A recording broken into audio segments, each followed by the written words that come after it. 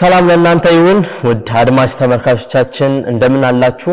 እግዚአብሔር ፈቅዶ ደግሞ ከአንድ ሳምንት ወደ አንድ ሳምንት ያሻገረን እግዚአብሔር ስም የተመሰገነ ይሁን። እንደተለመደው ሚካኤል ማን ነው? ኢየሱስ ወይስ መልአክ በሚል ርዕስ የጀመርነው ተከታታይ ትምህርት ክፍል 3 ደርሰናል። እስካሁን እንግዲህ በክፍል 1 በክፍል 2 በብዙ ነገር እንደተማራችሁ እና በብዙ ነገር ወደ እግዚአብሔር እውነት እንደመጣችሁ አምናለሁ። ለዚህም የእግዚአብሔር ስም የተመሰገነ ይሁን።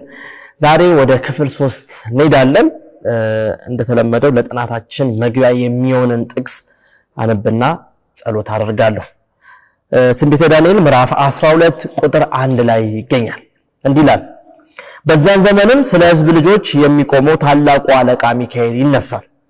ሕዝብም ከሆነ ጀምሮ እስከዚያ ዘመን ድረስ እንደርሱ ያለ ያልሆነ የመከራ ዘመን ይሆናል። በዚያም በመጽሐፉ ተጽፎ የተገኘው ሁሉ ሕዝብ ሁሉ እያንዳንዱ ይድናል ይላል።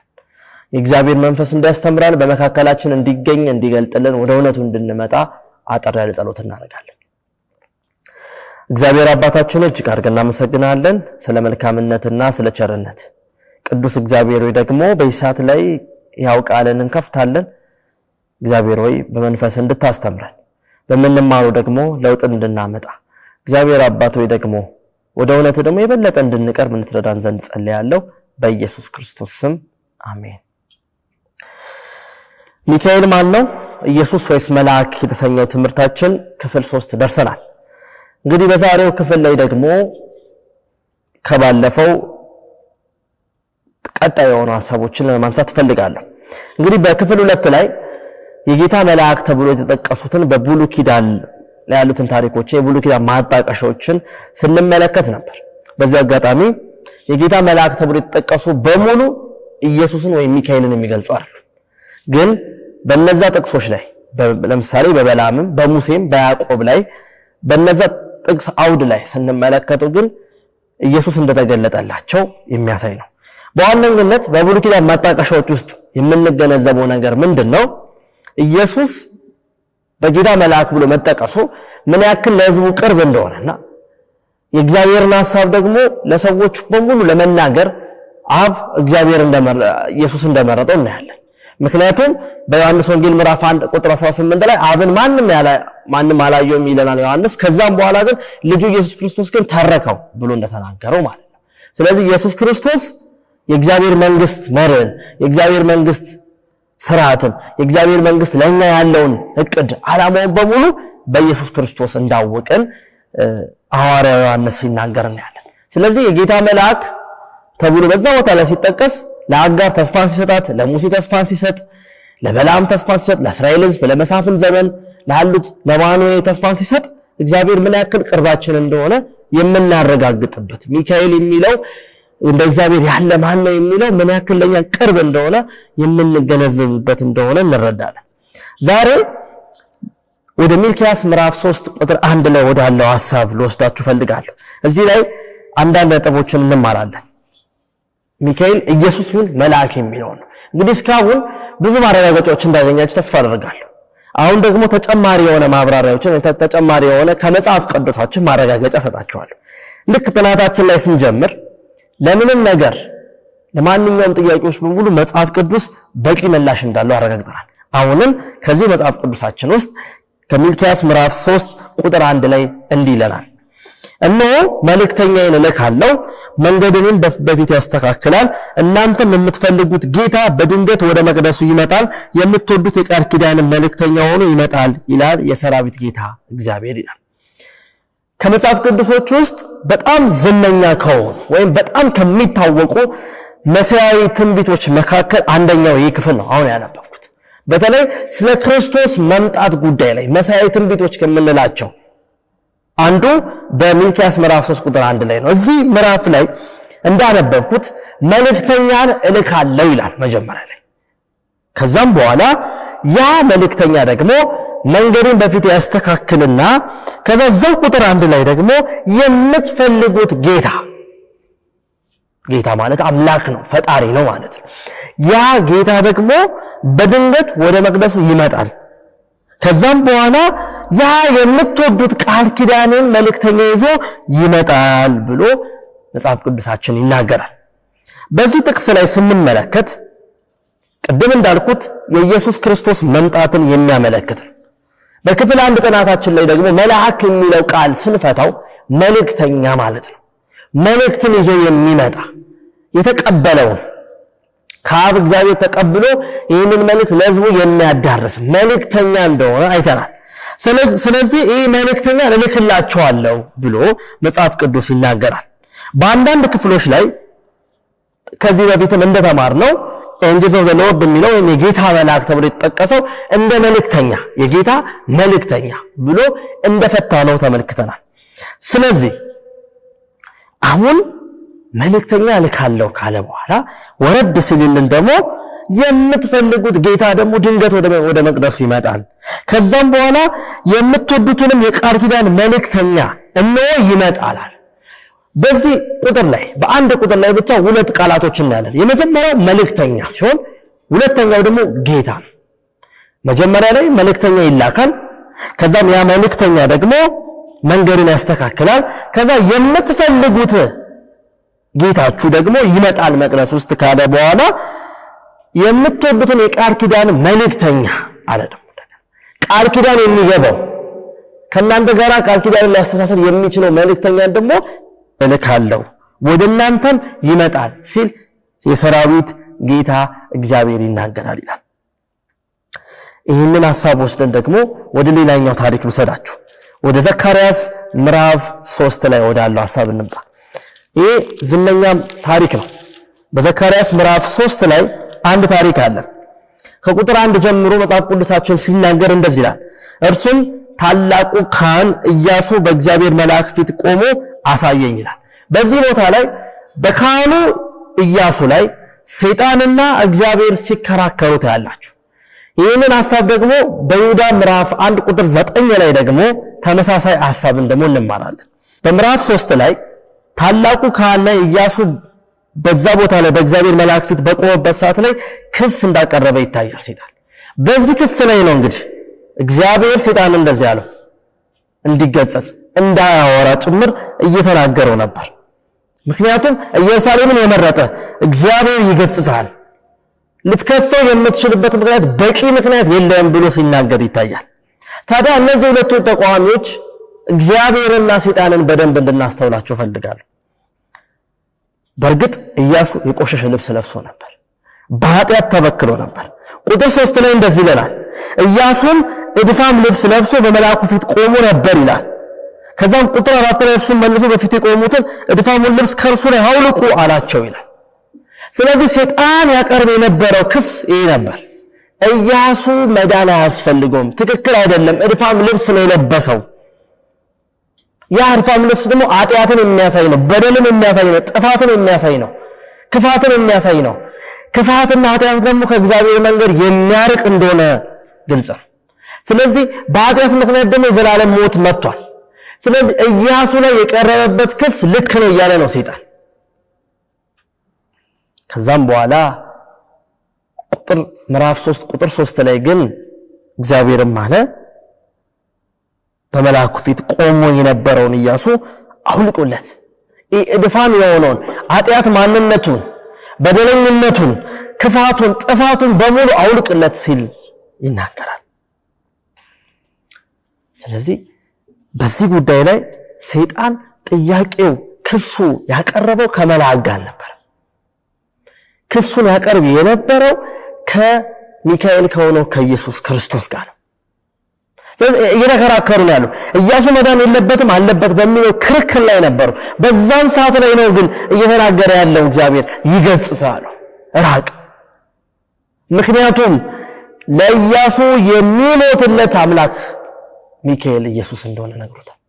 ስለዚህ አውልቁለት፣ ያ ያረከሰውን ማንነቱን ውስጡን የረበሸውን በእግዚአብሔር ፊት እንዳይቆም የሚያደርገውን። ምክንያቱም ሮሜ 3:23 ላይ ሁሉም ኃጢአት ሰርቷል የእግዚአብሔር ክብርም ጎሎታል ተብሎ እንደተጻፈው ኃጢአትን በመስራቱ ከእግዚአብሔር ፊት ክብር በመጉደሉ በእግዚአብሔር ፊት የምንቆምበት ምንም ምክንያት አልነበረም። ልክ ያ ታላቁ ካህን ኢያሱን በዚህ በዘካርያስ ምዕራፍ 3 ላይ በእግዚአብሔር ፊት ቆሞ በመልአኩ ፊት ቆሞ ሲታይ እንደዛ ነበር የሚለው። ስለዚህ ሰይጣን ይከስ የነበረው ክስ ልክ ነበር። እኔ ግን ያንን ክስ ወስጄለታለሁ ከዚህ በኋላ የጽድቅ ልብስ ነው የሚለብሰው እያለ ነው። ስለዚህ ያ እድፋሙን ልብስ በሙሉ ይውለቅለት ሲል ይታያል። ስለዚህ ሰይጣንና እግዚአብሔር ያደረጉት ግጭት ወይም ያደረጉት በኢያሱ በኩል ያደረጉት ክርክር ውይይት ይህንን ነው የሚያሳየው። ስለዚህ ሰይጣን ጥያቄውን ይዞ የመጣው ክሱን ይዞ የመጣው በክርስቶስ ፊት ላይ በመላእክ ፊት ይዞ የሚቀርበው ነበር። ከዚህ ታሪክ ጋር ደግሞ ሌላ ተመሳሳይ ታሪክ ደግሞ በይሁዳ ምዕራፍ ቁጥር 9 ላይ በምዕራፍ 1 ቁጥር 9 ላይ ያለው ታሪክ አለ። እዛ ቦታ ላይ በሙሴ ሥጋ ላይ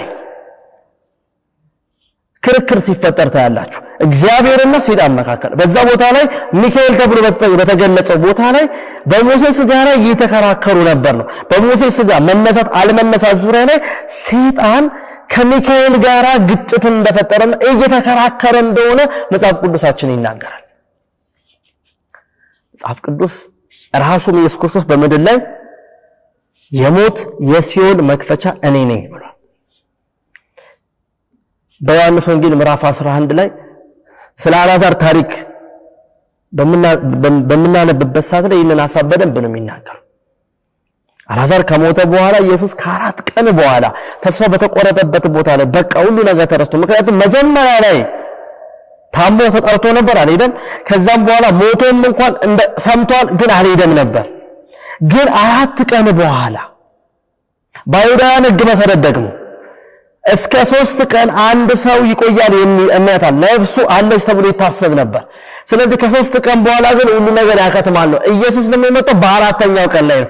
በቃ አልዓዛር ከዚህ በኋላ ነፍሱ በቃ የለችም ተብሎ ታስቦበት በቃ ተረስቶ በአይሁዳውያን ባሉ ሁሉ ነገር ተረስቶ ሁሉም ተቀምጦ በሐዘን ላይ ተቀምጦ ሳለ ግን ኢየሱስ መጣ ተባለ። ከዛም በኋላ አልዓዛርን ከተስፋ በተቆረጠበት ቦታ ላይ ና ውጣ ሲለው ታያላችሁ። ከዛ ኢየሱስ አንድ ትምህርት አስተማረ።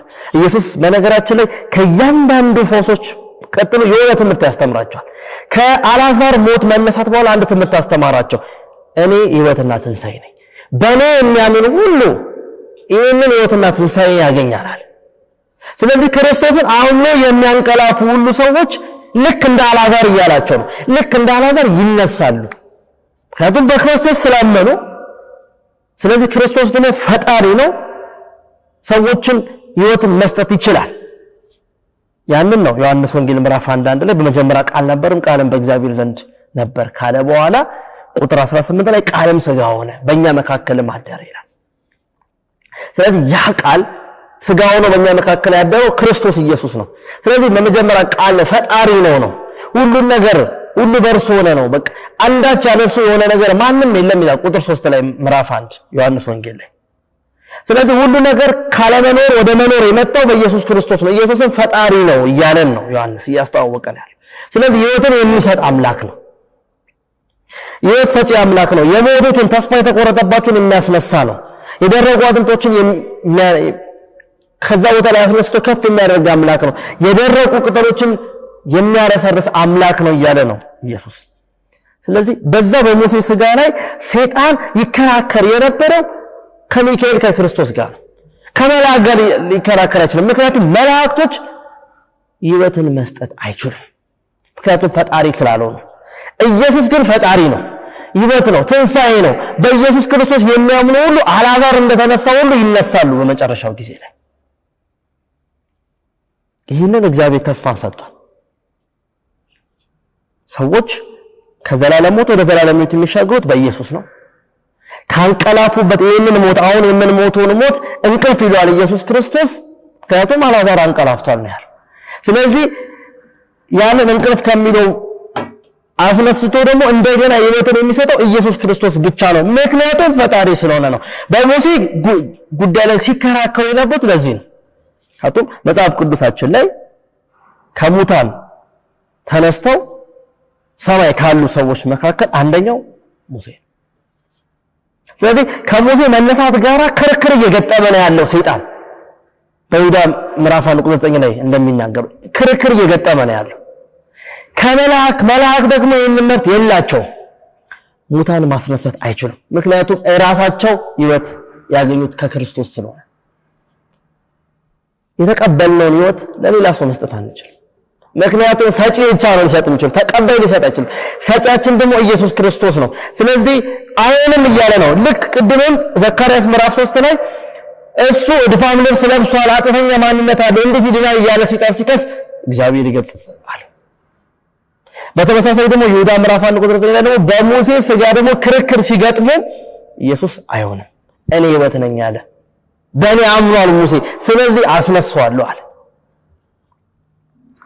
ስለዚህ ሰይጣን በኢያሱም ሕይወትም በሙሴ ሕይወትም ሲከራከሩ የነበሩበት ሐሳብ በደንብ ስትረዱትና በደንብ ስናጠናው ሕይወት ሰጪ ከነበረው ከክርስቶስ ጋር ነው ሲከራከር። ሚካኤል ሕይወት ሰጪ ነው፣ ተቀባይ አይደለም፣ ሕይወትን የሚሰጥ ነው። በሚካኤል በክርስቶስ የሚያምኑ ሁሉ ቢሞቱ ቢያንቀላፉም እንኳን እንደሚነሱ መጽሐፍ ቅዱስ ይናገራል። እነዚህ ሁለቱ ታሪኮችን ያላቸውን አስደናቂ መመሳሰል እየተመለከትን ያለን ልክ ዘካርያስ ምዕራፍ 3 ላይ እድፋሙን ኃጢአትን የለበሰውን ኢያሱን ሰይጣን በተከራከረበት ላይ እግዚአብሔር ይገሥጽ ሲለው እናያለን። በተመሳሳይ ደግሞ በይሁዳ ምዕራፍ 1 ቁጥር 9 ላይ ደግሞ በሙሴ ሥጋ ደግሞ ሰይጣን ክስ ሲያቀርብ ደግሞ አሁንም በተመሳሳይ ሁኔታ እንዲርቅ ተነግሮታል። ስለዚህ በዚህ ቦታ ላይ የነበረው ሚካኤል ለሙሴ ሥጋ መከራከር ሕይወት ሰጪ ነኝ እያለ ነው፣ እያስተዋወቀ። ይህንን ፕሮግራም የምትከታተሉ በሙሉ ሚካኤል ሕይወት ሰጪ ነው፣ ተቀባይ አይደለም። ራሱ ሕይወት ነው፣ ራሱ ቃል ነው። ኢየሱስ ስለሆነ ኢየሱስን ከምንጠራባቸው ስሞች አንዱ ነው ብለናል። ስለዚህ ሚካኤል በዛ ቦታ ላይ ሕይወትን እንደሚሰጥ ያንን አቅም ስላለው ነው ከሙሴ ሥጋ ዙሪያ ላይ ከሰይጣን ጋር ሲከራከር የነበረው። ታስታውሱናል ደግሞ በማቴዎስ ወንጌል ምዕራፍ 4 ቁጥር 10 ላይ ልክ ሰይጣን እንደገና ኢየሱስን በምድር ላይ ባለበት የሰው ሥጋ ለብሶ በምድረ በዳ ከጾም ጸሎቱ በኋላ ሊፈትነው በቀረበበት ሰዓት ላይ እንዲህ ብሎ ኢየሱስ ሲገሥጸው ታያላችሁ። ያን ጊዜ ኢየሱስም ሂድ አንተ ሰይጣን ለጌታ ለአምላክ ብቻ ስገድ እርሱን ብቻ አምልክ ተብሎ ተጽፏልና አለ።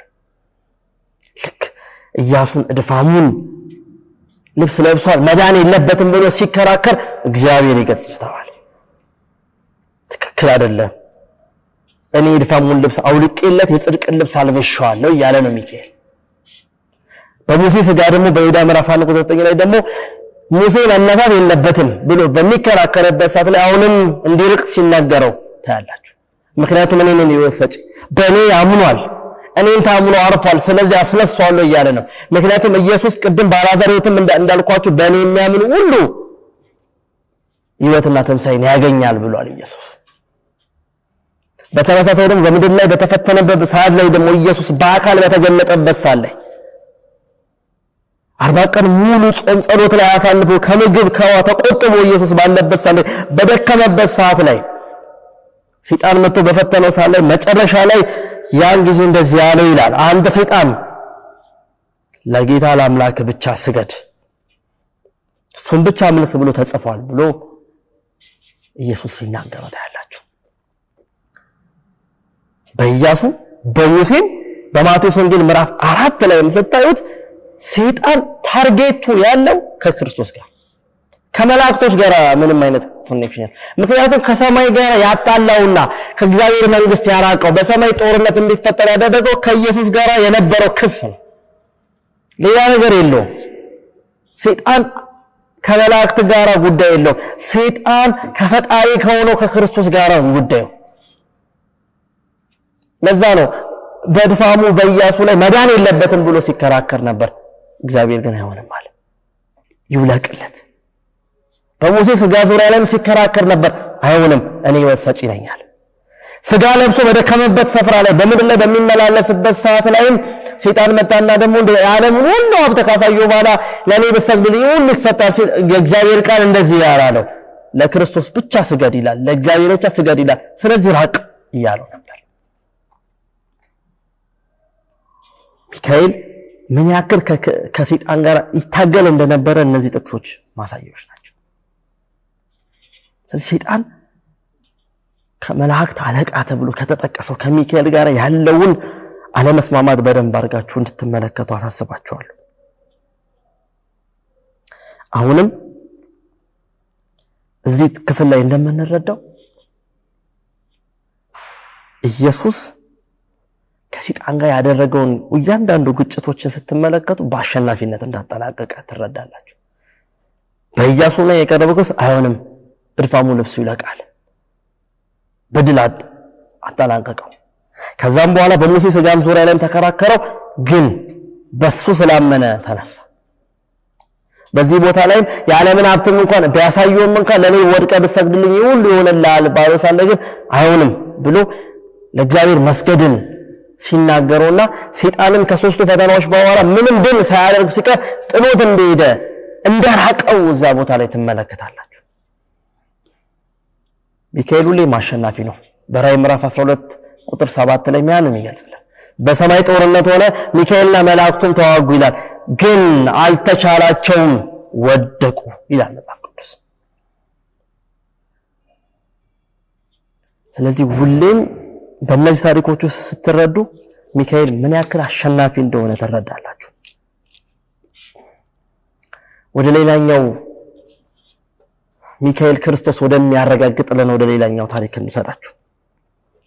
እነዚህ ታሪኮች በዳንኤል ምዕራፍ 10 ቁጥር 13፣ በዳንኤል ምዕራፍ 10 ቁጥር 21 እንዲሁም በመግቢያ ጥቅስ ላይ እንደምንጠቀመው በዳንኤል ምዕራፍ 12 ቁጥር 1 ላይ በእነዚህ ሶስቱ ማጣቀሻዎች ላይ በትክክል ሚካኤል የሚለው ቃል ተጠቅሶ ታያላችሁ።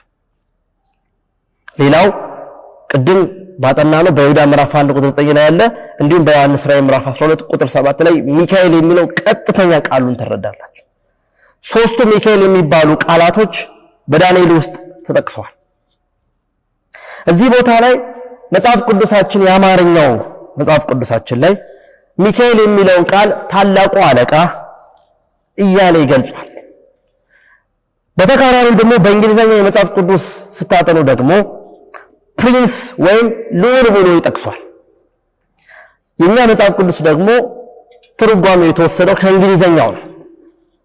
የብሉይ ኪዳን መጽሐፍ ቅዱስ ትክክለኛ ጥሬ ቃል የተጻፈበት በዕብራይስጥ ቋንቋ ሲሆን አብዛኛው በአረማይክም ተጽፏል። የአዲስ ኪዳን ደግሞ በግሪክ ቋንቋም ተጽፏል።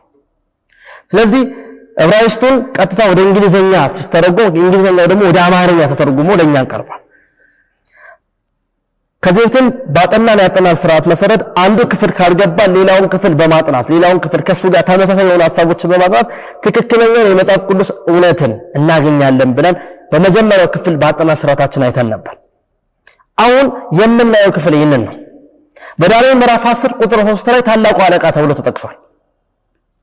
እንዲሁም በዳንኤል ምዕራፍ 10 ቁጥር 1 ላይ ታላቁ አለቃ እየተባለ ሚካኤል ይብር ተጠቅሷል። ዳንኤል ምዕራፍ 12 ቁጥር 1 ላይም ደግሞ እንደተጠቀሰው ደግሞ ታላቁ አለቃ ሚካኤል ይነሳል ይላል። በእውኑ መጽሐፍ ቅዱስ አለቃ ነው የሚለው ወይስ ልዑል ነው የሚለው? ይህንን አሁን እንመለከታለን። በኢሳይያስ ምዕራፍ 9 ቁጥር 6 ላይ መጽሐፍ ቅዱሳችሁን በመታረቡበት ሳለ ስለ መሲሁ ከተጠቀሱ ክፍሎች መካከል አንደኛው እዛ ላይ ይናገራል። ኢሳይያስ ስለሚመጣው መሲህ ሲያወራ ታያላችሁ። ኢሳይያስ ምዕራፍ 9 ቁጥር 6 ላይ ሕፃን እንደተወለደልን ወንድ ልጅም እንደተሰጠን ከዛ አለቃነትን በጫንቃ ላይ እንደሆነ ስሙም ድንቅ መካር፣ ኃያል አምላክ፣ የዘላለም አባት ተብሎ የሰላም አለቃ ይለዋል አማርኛው። እንግሊዘኛው ላይ ግን ሄዳችሁ በመታነቡበት ሰዓት ላይ ግን አለቃ ሳይሆን የሚለው ፕሪንስ ይለዋል። the prince of peace ይለዋል። የሰላሙ ልዑል ይወለድላቸዋል ይላል። ስለዚህ መጽሐፍ ቅዱስ አለቃ የሚለው ክፍል በእንግሊዘኛው ስታጠኑት ልዑል የሚል ትርጓሜ ይሰጣቸዋል። በአለቃና በልዑል መካከል ደግሞ ልዩነት አለው። ልዑል ማለት ወራሽ ነው። ንጉሥ አለ፣ ከንጉሥ ቀጥሎ ልዑል ነው። ስለዚህ ልዑል ማለት ደግሞ ንጉሱ ያፈራውን አገሪቱንም ሊሆን ይችላል ሀብቱን በሙሉ የሚወርስ ማለት ነው። አለቃ ማለት ደግሞ የሚሾም ነው፣ ታዛዥ ነው፣ የሚታዘዝ ነው።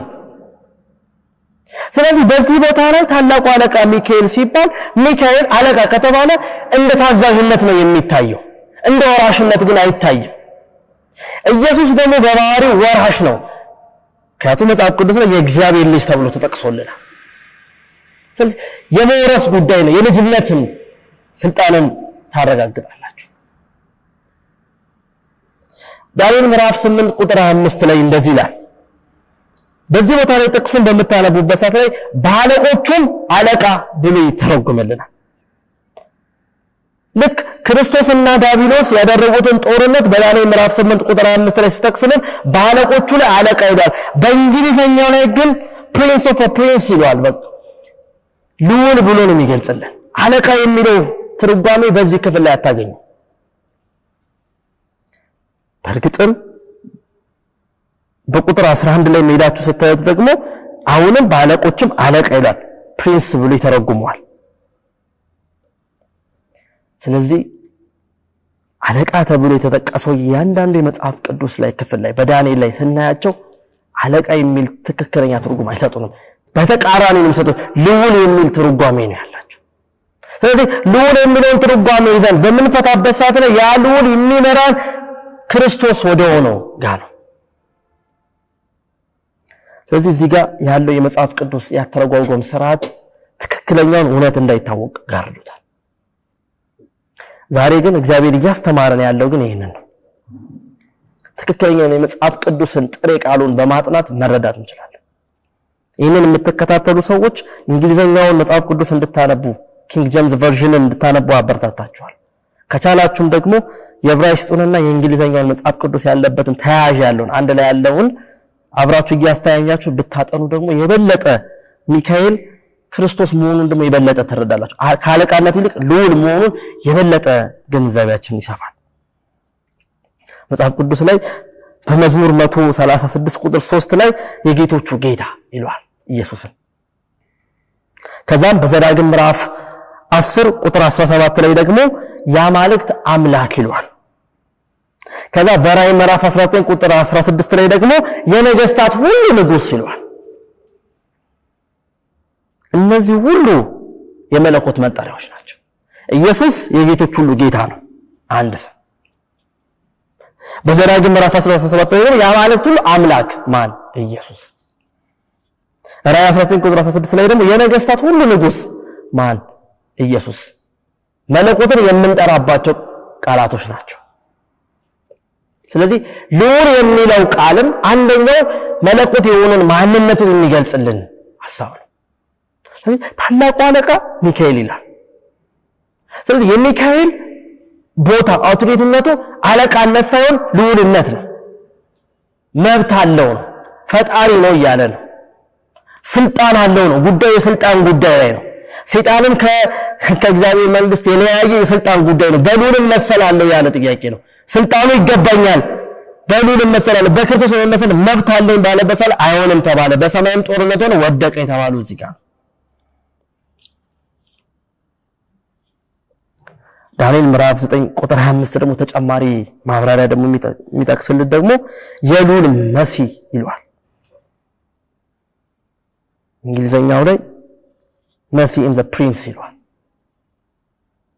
ያ የልዑል መሲህ ብሎ ዳንኤል ይገልጽልናል። ስለዚህ ውድ የእግዚአብሔር ቤተሰቦች ይህንን የምትከታተሉ በሙሉ አለቃ ሳይሆን ልዑል ነው ይለዋል መጽሐፍ ቅዱሳችን። ታላቁ ልዑል ሚካኤል ነው። ታላቁ አለቃ ሚካኤል አለ፣ ታላቁ ልዑል ሚካኤል። ለዛ ነው በሙሴ ሥጋ ላይ የተከራከረው፣ መብት ስላለው። ልዑል ነው፣ ስልጣን አለው። ሰይጣን መጀመሪያ ኢየሱስን ከሰሰ። ከዛም በኋላ በሰዎች ነው የሚከሰው። በኢያሱም ከሰሰው፣ በሙሴም ከሰሰው። ግን እግዚአብሔር በዚህ ውስጥ ድል አደረገ። ተጨማሪ ልዑል አለቃ የሚለውን ትርጓሜ የሚያብራራልን ደግሞ ተጨማሪ ጥቅስ ልስጣችሁ። በሐዋርያት ሥራ ምዕራፍ 3 ቁጥር 12-15 ላይ ጴጥሮስ እንደዚህ አለ፣ እናንተ ግን ቅዱሱን ጽድቁንም ክዳችሁ ነፍሰ ገዳዩን ሰው ይሰጣችሁ ዘንድ ለመናችሁ፣ የሕይወትን ራስ ገደላችሁ ትላል። ስለ ክርስቶስ እያስተማራቸው ነበር። እናንተ ስለምትሉት ኢየሱስ፣ ስለረሳችሁት ኢየሱስ፣ ስለተሰቀለው ክርስቶስ እኛ እየሰብካለን እያለ ነው ጴጥሮስ። ጻድቁ ኢየሱስ በእናንተ መካከል ላይ በተመላለሰበት ሳለ አላከበራችሁም፣ ትታችሁት ነበር አለ። ከዛ መጨረሻ ላይ ይህንን የመጣውን መሲህን አንቀበልም በማለታችሁ የሕይወት ራስ ገደላችሁት ይላል አማርኛው።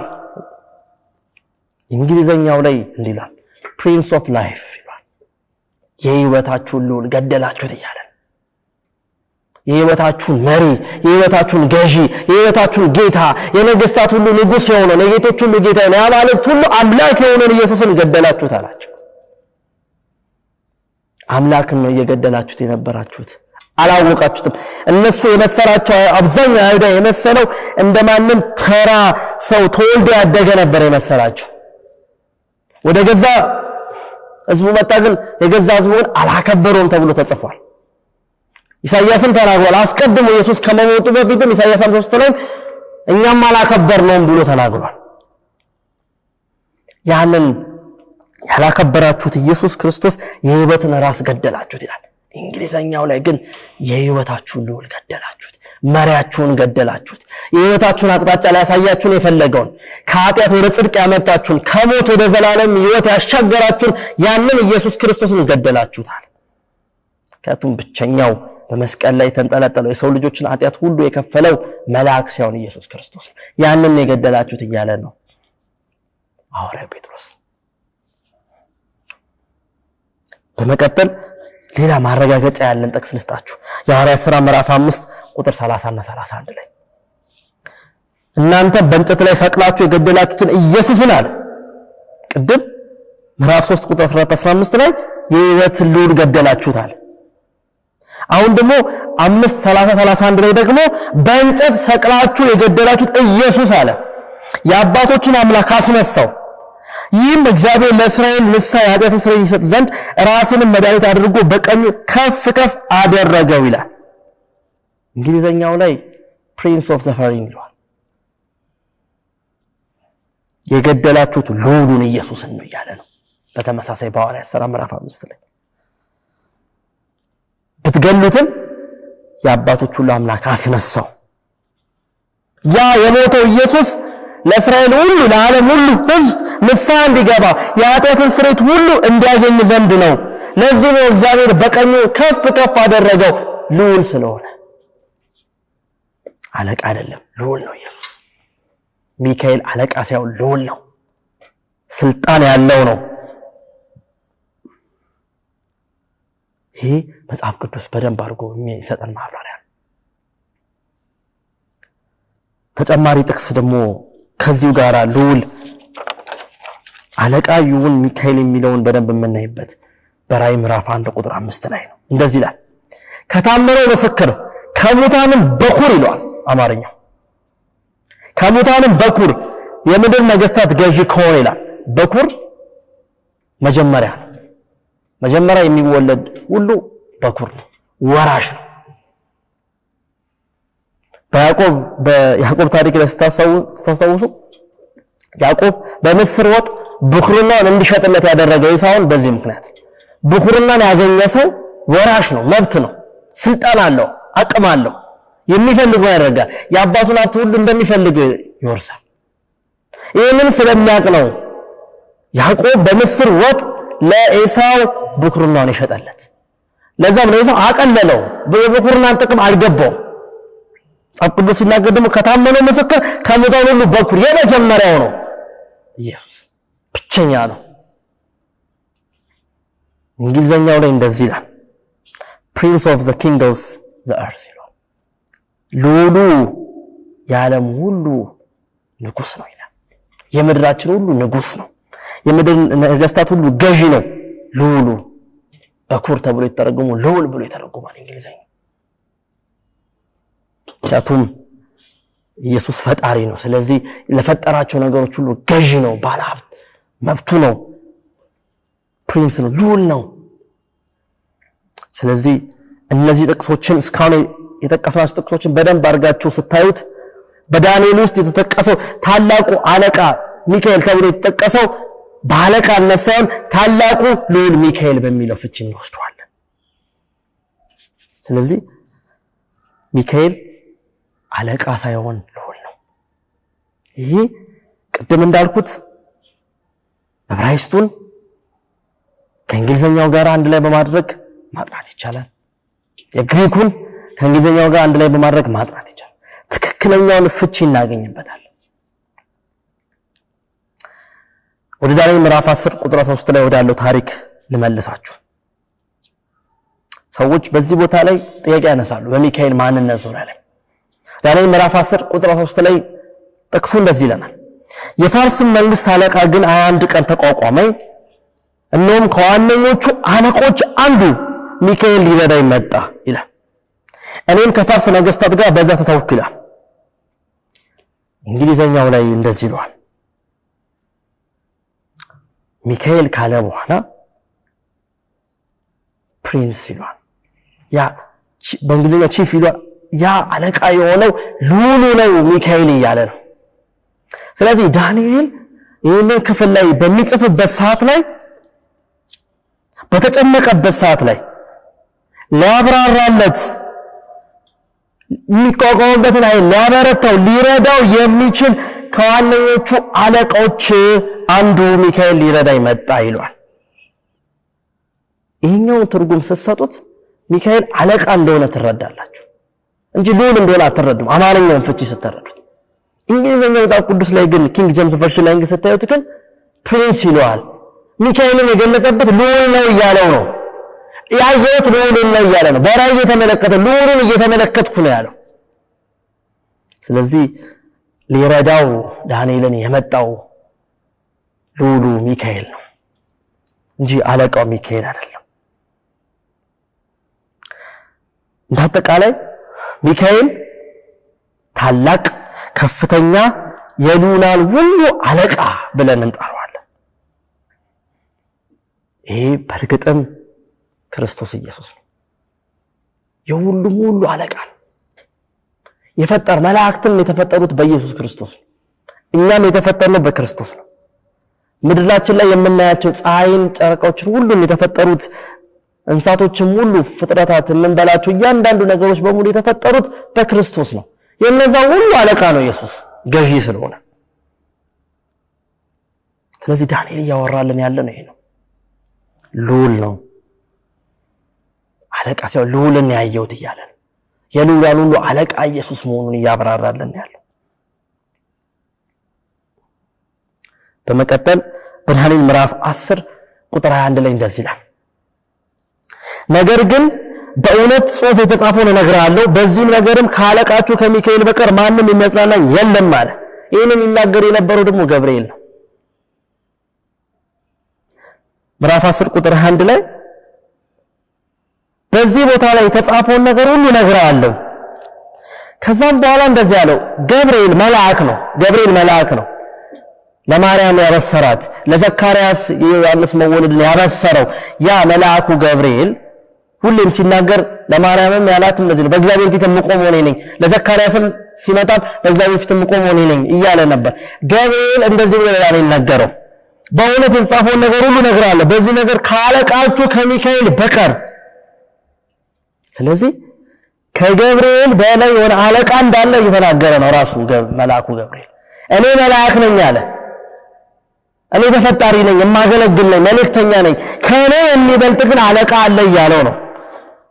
እንግሊዘኛው ላይ ሚካኤል ዮር ፕሪንስ ይለዋል።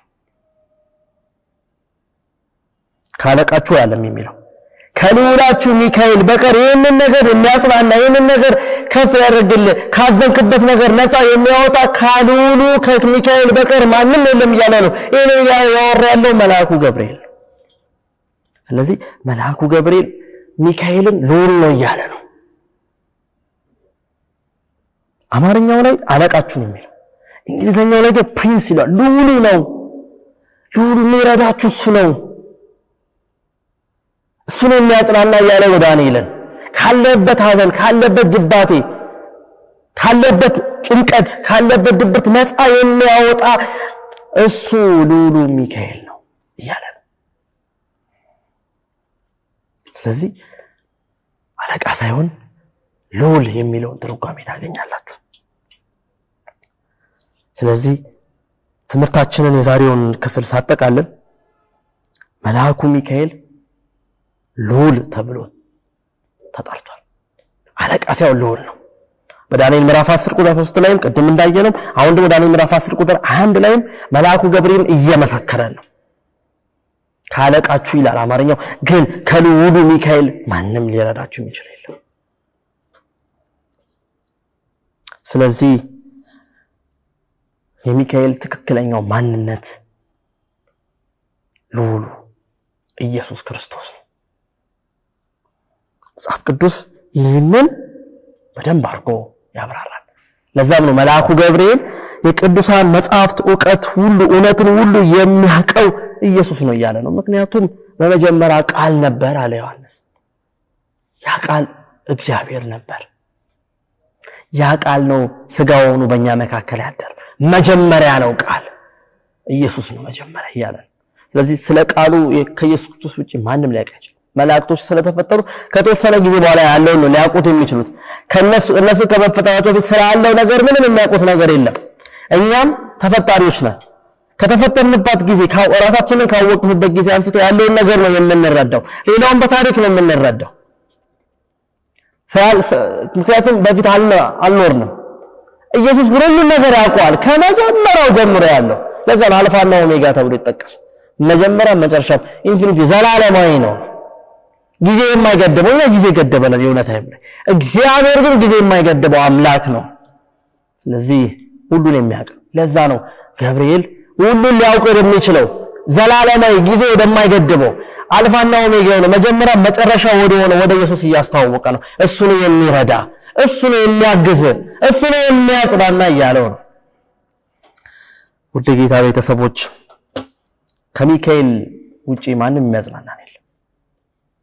ባዘንበት ተስፋ በቆረጥንበት ሁሉ ከኢየሱስ ከልዑሉ ከሚካኤል ማንም የለም፣ የሚያጽናናችሁ የለም። ምክንያቱም ምንጭ ስለሆነ ነው። መላእክቶች ተቀባዮች ናቸው። የምንጩ የተቀዳላቸው ምንጭ ይዘው ነው የሚመጡት። እሱ ግን አፍላቂ ነው፣ ከውስጡ ነው። ለዛ ነው ዮሐንስ ወንጌል ምዕራፍ 4 ላይ ለሳምራዊት ሴት ላይ ከዚህ ውሃ የሚጠጡ ሁሉ እንደገና ይጠማሉ፣ እኔ ከምሰጠው ውሃ ግን ለዘላለም አይጠጡማል። እኔ ነው እያለ ነው ያለው። እኔ ከምሰጠው ነው። ከዛ ያንን ውሃ ስጠኝ አለችው። እግዚአብሔርም ሰጣት። እድሜ ዘመኗን በሙሉ የምትረካበትን ውሃ ነው የሰጣት ክርስቶስ። ምክንያቱም የሕይወት ምንጭ እሱ ስለሆነ። ለዛ ነው ወደኔ ሁሉ የተጠማ ሁሉ ወደኔ ሁሉ ይምጣ፣ እኔ የሕይወት ውሃ ነኝ አጠጣዋለሁ ይላል። የተራበ ሁሉ ወደኔ ይምጣ፣ እኔ የሕይወት እንጀራ ነኝ እያለ ነው። እኔ የሕይወት መንገድ ነኝ ይላል። እኔ የሕይወት ብርሃን ነኝ ይላል ኢየሱስ። እኔ ሕይወት ነኝ እያለ ነው። ከአንዱ ከልዑሉ ከሚካኤል በቀር ማንም የለም። ሚካኤል በእርግጥም ኢየሱስ ክርስቶስ ነው። ውድ እግዚአብሔር ቤተሰቦች የበለጠ እንድታነቡ የበለጠ ደግሞ ወደዚህ ወደ ልዑሉ ወደ ኢየሱስ እንድትጠጉ ወደ ሚካኤል እንድትመጡ አደፋፍራችኋለሁ። መጽሐፍ ቅዱስን ይበልጥ በማንበብ አንዱ ጥቅስ ከአንዱ ጥቅስ ጋር በማስታረቅ በማስተያየት ማንበብን እንድትለምዱ አደፋፍራችኋለሁ። ወደዚህ ወደ ልዑሉ ኢየሱስ እንድትመጡ ጋብዛችኋለሁ። አለቃ ስለሆነ ሳለ ልዑል ስለሆነ ስልጣን ስላለው ፈጣሪ ስለሆነ ወደ ኢየሱስ እንድትቀርቡ ጠይቃችኋለሁ። በቀጣይ ክፍል ላይ ደግሞ የጥናታችን የመጨረሻው የመደምደሚያ ክፍል ይሆነናል። የበለጠ ደግሞ ማጣቀሻዎችን በማንሳት ደግሞ የቀጣዩን ክፍል ጥናታችንን እንቀጥላለን። እስካሁን ስለተከታተላችሁ ብዙ ነገር ስለተማራችሁ እግዚአብሔር አብዝቶ ይባርካችሁ። መልካም ጊዜ ይሆንላችሁ።